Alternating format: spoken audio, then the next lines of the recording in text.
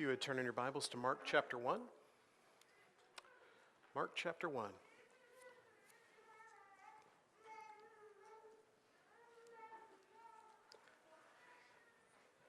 In our house over the last couple of days, we've had more than one discussion about what do you want to do in 2021?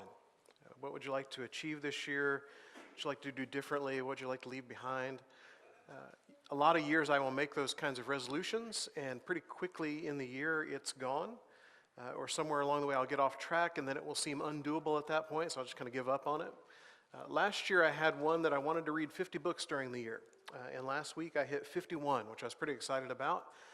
I was a big reader as a kid, and then somewhere along the way, teachers, I love you guys, but you started making us read things, and it kind of lost its luster a little bit along the way, and so I got to where a lot of my reading was just prepping for different things I would need to do, and not so much reading a whole book through, but just pieces of things as I needed them. And I thought last year I'd like to read a whole lot of stuff, and so I did, and was very encouraged by that and learned a lot of things I didn't know before. But I will tell you that something we can learn here in the Gospel of Mark is you don't have to wait for New Year's. And something else we can learn is if pretty quickly into the new year you lose track of that thing you were trying to change, you can still jump back on the track, and you can still make other changes in your life. And we talked a lot about last week in the book of Mark how there is this urgency about him. So to kind of review where we're at, there's an urgency to Mark. And he likes to use the word, and you saw it in the scripture reading a little while ago, immediately. And I don't remember the numbers exactly, but it's something like 59 times, if I remember right, the word immediately is used in the Gospels, and something like 40 or 41 of those, it's Mark.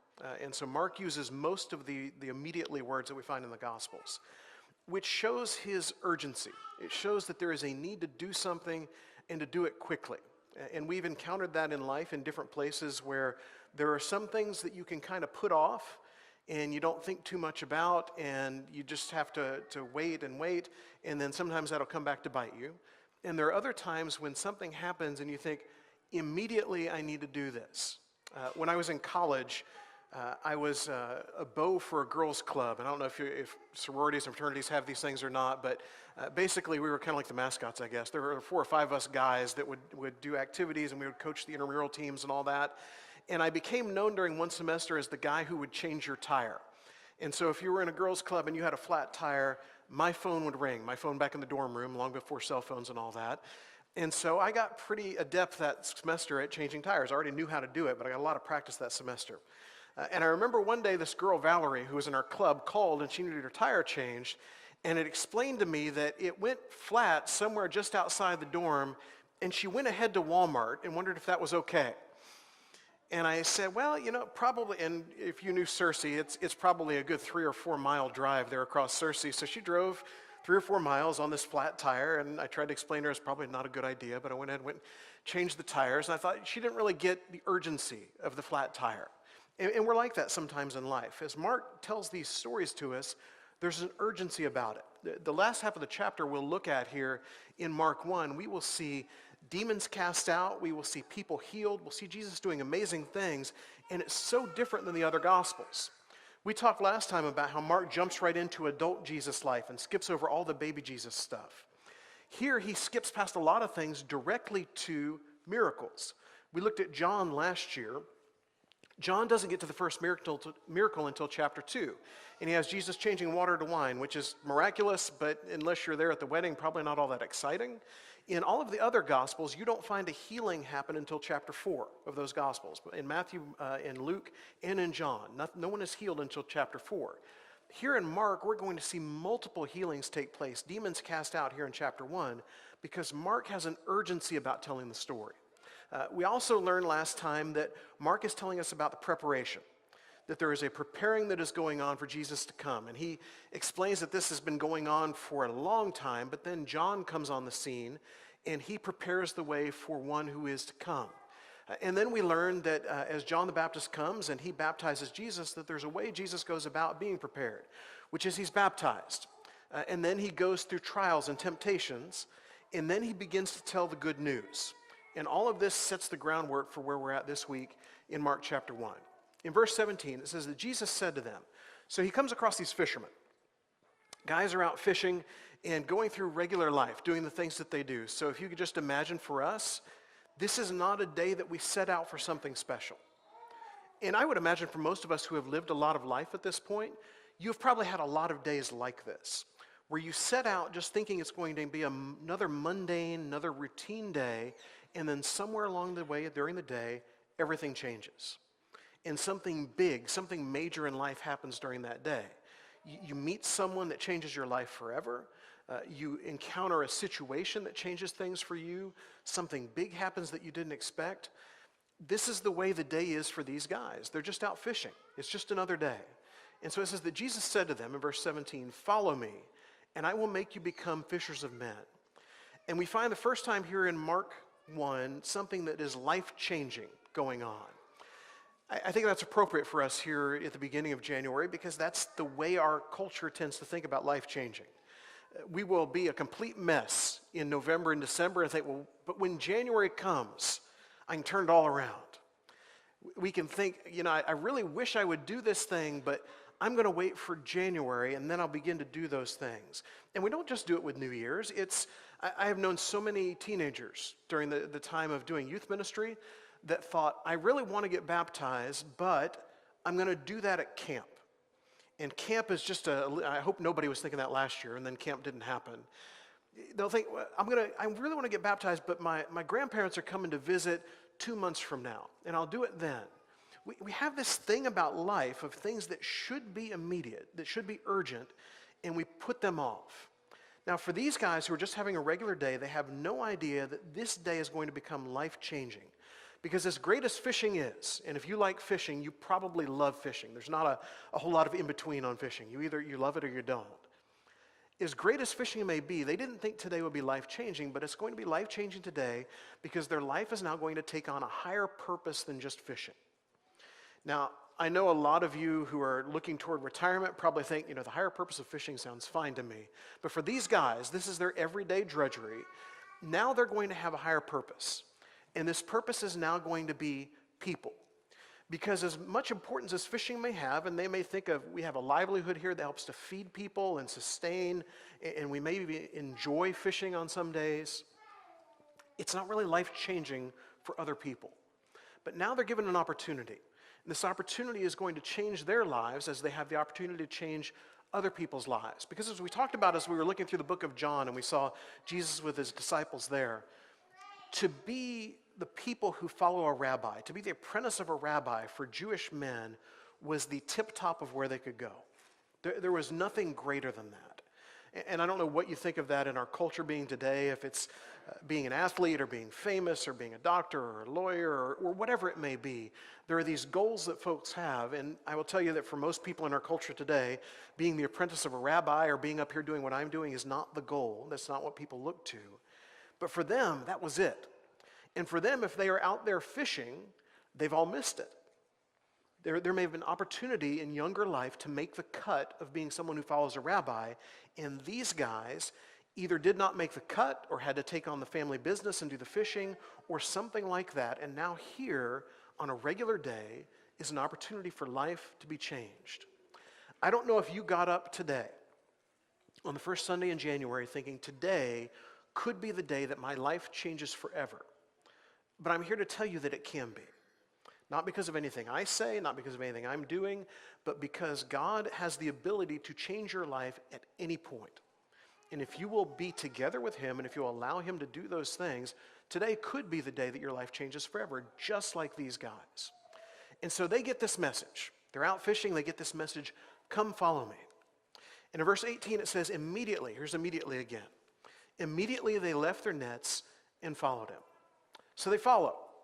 And they don't make excuses for why they'll follow later down the road. They don't think, well, let me finish this with the fishing first. And we have another big fishing appointment coming up later in the week, or I have these other things I need to do, or I don't know. I'm just unsure, Jesus, about where you'll take us and what you'll do.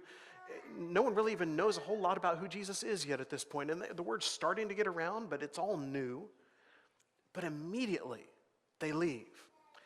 And for us, as we think about that this morning, maybe the question that accompanies that for us is, what is holding us back?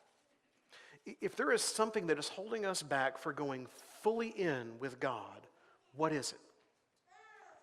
You ever have that moment when you get in the swimming pool and it's a little too cold? I remember these days, especially with we would go to hotels for various trips and things, and our kids, when they were small, would always want to go to the pool because we didn't have one of those at home. And it did not really matter what temperature it was outside. If we were 10 years ago and it was today, and we were in a hotel somewhere, I'm sure one of our kids would say, outdoor pool, can we go swimming? And we would say, do you know how cold it is outside? And there would be times where we would go and it was spring, just a little too cold to still go. And that first foot into the pool made you question everything about life. And then you take that next step down into the pool and you begin to question things more, and you need encouragement from someone to keep moving further into the pool. And then gradually you finally get in and everything begins to adjust and you get used to the temperature, and it's still cold, but it's bearable. And everyone will tell you, if you would just jump in. It's brutal, but if you would just jump in, it would be so much better. And I think for these guys, we see a great example in them, which is they don't wait for everything to get lined up just right. They don't wait to fix this one thing in their life and then get there. They don't wait for, but Jesus, I really need you to explain to me what's the exact moment that everything's going to be fine? When you're coming back the second time, when is God going to come and judge the world? What exactly, are there really streets of gold? What is all this going to be like? They just follow. And I will tell you, all of those questions are fine. And I have all of those questions too, and a whole lot more. But if I wait for all of the questions to be answered completely to my satisfaction before I jump in the pool, I am never going to jump in the pool. Or at least never going to be fully in the pool. And these guys, for all the faults they're going to have throughout the gospel, these guys in this moment recognize, here he is, let's just follow. And there will be more in this little section that he will call, and it's the same thing. Immediately, they stop what they're doing and they follow. And they are all together. And I think we see here another piece of the preparation of Jesus. It's easy for us to split these things apart and talk about them separately and forget the fact that Mark is one gospel altogether. As the way is prepared for Jesus by John and prepared by God all the way from the beginning of time.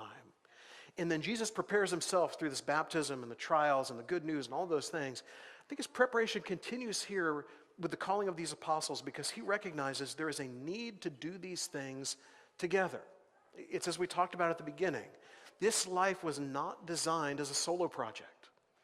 Now, if anybody could have done it by himself and been fine, it would have to be Jesus, wouldn't it? I mean, he's been there from the beginning. He understands God inside and out. He has power beyond anything anybody can explain. He has abilities that no one understands. If anyone could do it by himself, it's him. And even he chooses to do it together with other people. Why do we try to do it by ourselves? How many of those resolutions you have had along the way, for those of you who do that at New Year's, and you have let that thing fade somewhere pretty quickly? How much more quickly do they fade when it is just you versus when there's a group of people trying to do the same thing, or a group of people who knows that you're trying to do that, who asks you about it from time to time? This Christian walk was designed to be done together. And Jesus shows us the example of that here. As we go further into the chapter, it says that they went to Capernaum, verse 21. And immediately on the Sabbath, he entered the synagogue and was teaching. So now he continues by teaching. Immediately. He comes into town, he goes to this place, and he starts teaching. And you'll notice, by the way, that his followers will learn this pattern. When we find Paul later on in the book of Acts, when he comes into a new town, you will find what he does over and over again is he will immediately go into the synagogue and he will begin teaching. And for each of us, there's an immediacy, there's an urgency about the teaching that goes on. We should be looking to the teachings of Jesus. We should be looking for opportunities also to teach others about him. And they were astonished at his teaching, for he taught them as one who had authority, not as the scribes. So he speaks as this on these things authoritatively. There's an authority about him that is different. And for those of us who've experienced that with people who know the thing that they're talking about, we know exactly what this is like, but on a much lower level. I've talked to you before about if I have something electrical going on in my house I want to fix, I'll talk to Greg. And I will say, Greg, how do I do this without killing myself? If I have something money-wise I need to talk about, I'll talk to my wife who does accounting because she understands those things better than I do. In each thing that we talk to someone about, we find someone who is an authority in that field, and we talk to them about that thing. And when they say something to us about it's different than when someone else does because their word carries authority. These folks, and they reference the scribes, they have heard from people who know the word of God. They have heard from people who have studied it all their lives, who have memorized parts of it, if not all of it. And when Jesus begins to teach, there is still something different about him. He teaches us someone who has authority. I think one of the greatest proofs of Jesus for us, as we live in this world with so many different religious groups who will tell you that their way is the way, and this is how things should be done, and you should trust in all of those things, when you think about how people reacted who were there when Jesus lived, the way they would hear him teach and recognize something was different. The way these guys who were fishermen one day would leave all that behind and follow. And how most of them, even though they would run away at the end of the gospel, would come back around in the book of Acts. And historically we learn most of them will lose their lives for this. You don't do that for something that's not real. You don't do that for a man who says he's going to rise from the dead and doesn't rise from the dead. You don't do that for someone who teaches and does not have authority. And so we can't gloss over this idea that Jesus really has an authority that they can't fully explain and they've never seen before. And immediately, and again, how many immediately is already here in chapter 1? Immediately there was in their synagogue a man with an unclean spirit, and he cried out, "What have you to do with us, Jesus of Nazareth? Have you come to destroy us? I know who you are, the Holy One of God." These demons recognize who Jesus is, and they're fearful. Sometimes there is a fearfulness about us when we recognize God and his power and his authority, but the demons definitely have a fearfulness, and they want to know why he is there and what he's going to do because he is the Holy One of God. And so as these people see Jesus, they know there's an authority there, and of all people to confirm that, it's the demons, and the demons recognize who he is. But Jesus rebuked him, verse 25, saying, "Be silent and come out of him." And the unclean spirit, convulsing him and crying out with a loud voice, came out of him. And again, we have a life-changing moment, but now we've upped the ante just a little bit. Life-changing being called out of the fishing boat is one thing. But life-changing, a demon being there one moment and not being there the next, is something entirely different. And he is life-changed now because he is demon-free. We can't even comprehend what this is like. And I don't want to get off on the tangent of demon possession and what you think about all of that. But here, clearly, the demon is there. The demon recognizes Jesus.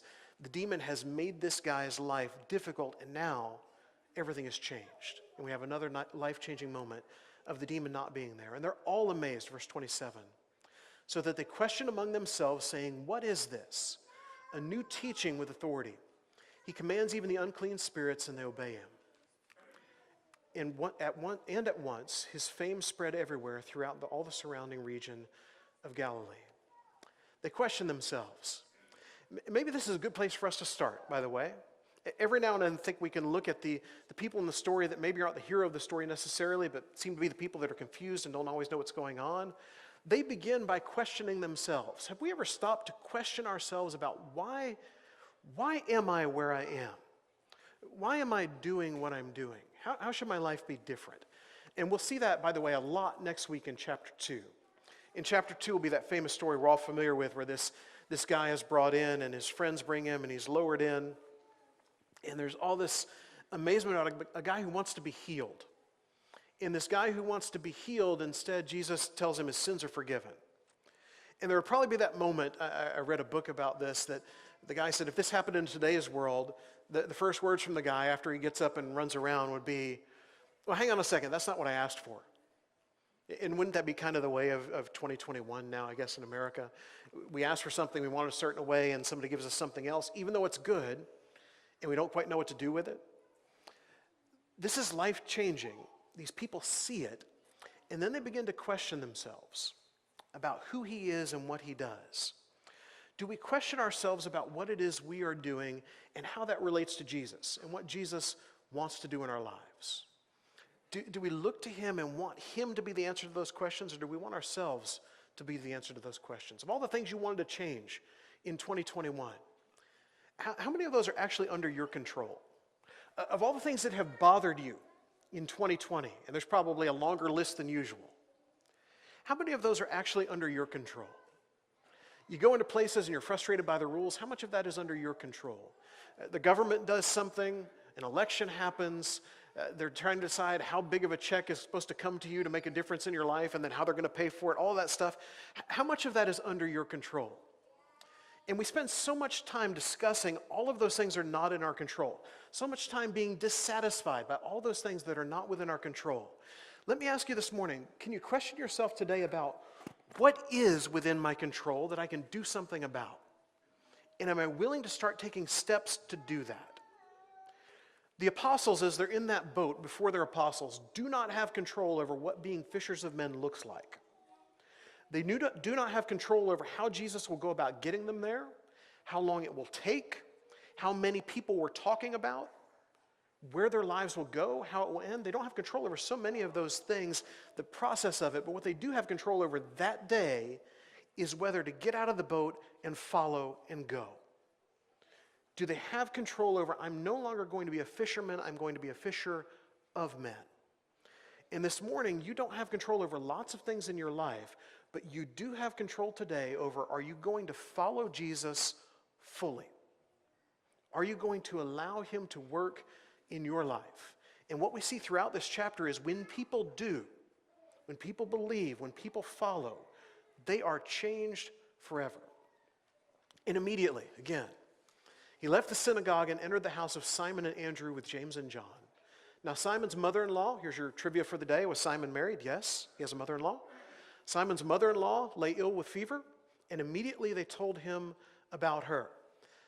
I like this immediately more than most of them. Immediately they told him. Do we tell him? Or do we just wait? Do we tell him, or do we just wish something would be different? Do we tell him, or do we just get frustrated? Do we tell him, or are we just sad? They see, look at what he has already done. We're on a different path than we were on just before. He has taken this demon and taken it out. He teaches in a way that no one can explain. So someone we care about is sick. What are we going to do about that? Immediately they tell him. And he came and took her by the hand and lifted her up, and the fever left her, and she began to serve them. Now, fever may not seem life-changing, although maybe in our COVID world, fever would feel life-changing to you. But even in this moment, it's life-changing, maybe not as much for her, because who knows, she probably would have been fine in a few more days, or maybe not. We really don't know, and Mark doesn't go into specificity. But who it is life-changing for is everyone who is there watching this. Because they're now having confirmed for them, it's not just the demons. It's not just the teaching. It's not just the fact that we're willing to follow. He cares about the people we care about. And he's made this different for her. It's personal now. And for so many of us, that's when it takes root for us, isn't it? There's this personal moment when life changes. When you ask someone about what brought them to Jesus, it's hardly ever a stranger. It's usually somebody that's personal. Maybe it's a preacher they knew, but so often it's grandma, grandpa, mom, dad, neighbor that lived down the street for so long, someone I cared about, someone I met in school. Jesus is personal to us, and we are personal to others. And we see this life-changing moment here with Jesus because he cares about someone who is personal to them. Rising very early in the morning, verse 35. While it was still dark, he departed and went out to a desolate place, and there he prayed. And Simon and those who were with him searched for him, and they found him and said, "Everyone is looking for you." He goes out and he prayed. And we've already talked about that a lot, so we won't spend a lot of time here, but I want you to notice a few things about his prayer. First of all, his prayer is early. Why? I don't know. Jesus is normally an early riser, if this is something he's doing special. I would imagine he sees that as a time that is a good option. If I get up early and do this thing, and for most of us, even the ones who don't like mornings all that much, we can at least acknowledge that when you get up a little earlier than normal, you do things that you don't get done otherwise. He gets up early, he has a place he goes to. He finds a desolate place. So maybe prayer for us, we can see a couple keys here. Early, if we don't feel like we have time, what if we get up a few minutes earlier and pray? And what if we find a place that is for that? And then third, we see it's lengthy. He is praying for so long, people have to search for him. Have you thought about that? He prays for quite a while. I will tell you, for anyone who struggles with prayer, it doesn't begin there. Don't make this the resolution that you give up on quickly because it doesn't work the way it worked for Jesus. No one is expecting you, if you don't have a good prayer life, to immediately set out with a 2-hour one this afternoon. But you got to begin somewhere and then build there. And his prayer life becomes lengthy. And he said to them, "Let us go on to the next towns that I may preach there also, for that is why I came out." And he went throughout all Galilee, preaching in their synagogues and casting out demons. And his next way of being life-changing is the message. He brings a message that changes lives, and he says to them, "This is why I'm here. I am here to go to the next place and to do this all over again and to teach." And I will tell you that message that he preaches, the thing that he has come to say, the good news we talked about last time, it is still life-changing. It is more life-changing than joining a gym. It is more life-changing than reading 50 books. It is more life-changing than whatever thing you think I want to accomplish in 2021. The message of Jesus is life-changing because it's not just this life, it's eternal life. It will always change who we are. And a leper came to him. We'll try to go through this quickly. I talked too much about the other part. A leper came to him, verse 40, imploring him and kneeling and said to him, "If you will, you can make me clean." Moved with pity, he stretched out his hand and touched him and said, "I will be clean." Love those words, "I will." If you will. Now, it's easy for us to go physical in that kind of mode with this. And so many times when he doesn't answer the prayer in the affirmative, we're not quite sure what that means. But I will tell you that as far as making us clean spiritually, he is willing. He will, and we can be clean. And immediately the leprosy left him, and he was made clean. It's life-changing for him in this moment because he's clean. He's clean so much, by the way, Jesus reaches out right before this and touches him. You don't touch a leper. How many of those awkward moments have we had over the last 9 months? Someone reach out for your hand, come in for the hug, not quite sure what to do. Had somebody, a stranger, try to give me a high five one day, and I thought, I'm not sure what I'm supposed to do with that. I'll fist bump. I guess closed hands better than open, I don't know. For a leper, that was life, every day. It wasn't 9 months. It wasn't going to end at the end of 2021. In his mind, this was always going to be who he is. And then he finds Jesus and realizes something different can happen here. Jesus, if you're willing. Jesus says, "I will." And he makes him clean. There's even another level to it, though, that we don't fully understand because of the life we live in. It says that Jesus sternly charged him, sent him away at once, and said to him, "See that you say nothing to anyone, but go show yourself to the priest and offer for your cleansing what Moses commanded for a proof to them." It's life-changing here because he's clean too. Not just clean of the leprosy in the physical sense that he can finally have physical contact with people. He is now ceremoniously clean. Leprosy kept him out of the group of people that gathered together to worship God. Kept him away from the people that were one in God. And now he is clean and can come back. His life has not just been changed physically, his life has been changed spiritually today. But he went out and began to talk freely about it and spread the news so that Jesus could no longer openly enter a town, but was out in desolate places and people were coming to him from every quarter. It was life-changing because he went out and spread the news. Jesus gave him one command, beyond the go talk to the priest and make sure he knows you're clean. Don't tell anyone about this. What if the thing I left you with, instead of an invitation like we usually do today, was, okay, whatever you do, don't tell anybody about what we talked about today. I don't want to pick on you because I think this would happen in any church anywhere around the world this morning. There would be an awful lot of people that say, all right, I got that down. Don't have to worry about that at all. This guy is so excited about what happened to him because he is now clean, both physically and spiritually, that what does he do when the only command is don't tell anyone about this? He goes and tells everybody he can find. You will not believe what happened to me, and you will not believe who did it. Let me tell you about this guy. Should we not be those people? It shouldn't demand of us that a new year has rolled around, and I really need to tell people about that this year. This is who we are. Because if it's not us spreading that message, who's going to do it? If it's not telling the people that we care about, who is going to tell them about it? And so I'll ask you a question. We talked about this a little early last year before we started canceling service. Who is your one in 2021? And that is to say this: all of us know somebody who needs to hear about Jesus. Maybe that somebody is someone who has heard and who has fallen away and walked away. We talked about backsliders a little bit in our class this morning. Maybe that is somebody you know that has never followed Jesus for the first time. I know it's difficult in Ada, Oklahoma to find someone who hasn't heard of Jesus, but I'll bet you would be surprised to know that person probably lives in this town somewhere. Who is your one? That one person that you've thought, I wish someone would talk to them about this. Or maybe you've thought to yourself, I wish I would talk to them about this. And I will ask you, like I asked early on, like Jesus asked as he asked these people to follow, what's holding you back? Why is it that we don't have that one person in mind that we're willing to actually have the conversation with? Because if he had healed us of leprosy, we couldn't wait to run out and tell. If Jesus appeared in our midst this morning, wouldn't that be cool, first of all? What if he appeared here this morning and we knew it was him, no doubt, and he said, okay, all of you here this morning, COVID is no longer an issue for everyone in this room and everyone watching online. How cool would that be? And if we believed it, first of all, I guarantee people would think we were crazy.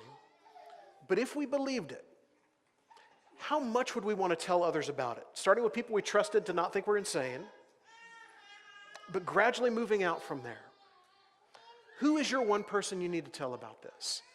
And I hope that will bother you throughout all of 2021.